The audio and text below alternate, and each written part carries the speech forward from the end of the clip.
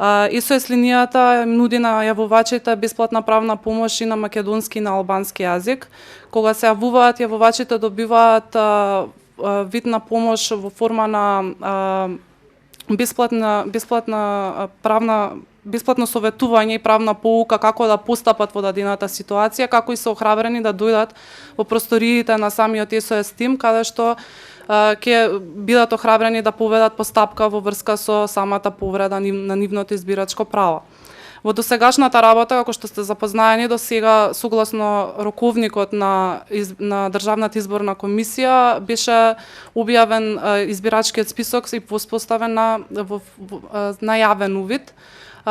Како резултат на тоа, досегашните повици кои ги добивме беа токму поврзани во врска со запишување, дополнување и бришање од избирачкиот список. Голем дел од повиците беа и во врска со непостоечки гласачи на адресите на самите јавувачи. Согласно изборниот законник, ние ги упативме јавувачите да пријават во Државната изборна комисија, која е и надлежна во постапување во овие ситуации. Од страна на јавувачите добивме повратна информација дека Државната изборна комисија всушност ги припраќа самите јавувачи до Министерството за внатрешни работи, каде што нив се бара да поведат посебно барање во врска со промена во евиденцијата на личните податоци и да достават соодветни докази како што се извод од имотен лист или купопродажен договор како доказ дека они се сопственици на имотот, објектот на адресата од која што ја пријавуваат изборната нерегуларност и принтскрин од избирачкиот список. Значи, со ваквата постапка самиот товар на постапката паѓа врз граѓанинот кој пријавува нерегуларност која не е резултат на негово пропуштање или дејствување. Значи,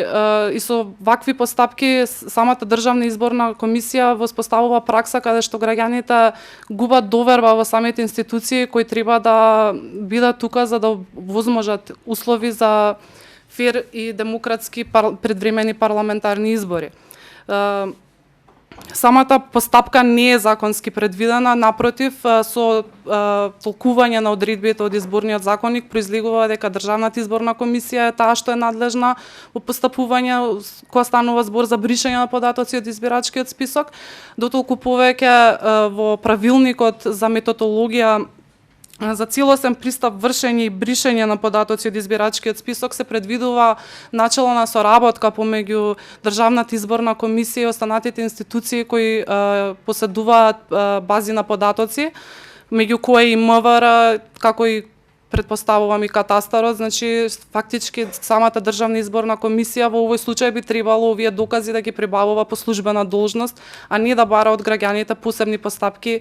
кои на крај евентуално пак ќе резултираат со нова постапка пред Државната изборна комисија за бришање на овие лица од избирачкиот список. Имено СОС тимот пушти допис до Државната изборна комисија кој вие го имате пред вас. Се уште не добивме одговор, меѓутоа со оглед на фактот дека јавниот увид завршува на 11 ноември, односно утре, нема простор за реагирање поголемо од ова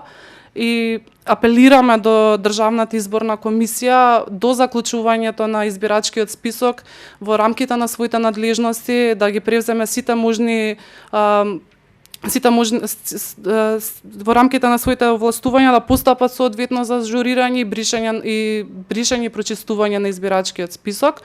Она што можеме да го кажеме во овој момент е дека согласно изборниот законник самите политички партии по завршувањето на јавниот увид им се доставува самиот избирачки список и тие во рок од 5 дена имаат право да поднесат барање за запишување, дополнување и бришање од избирачкиот список, така што апелираме до политичките партии во Република Македонија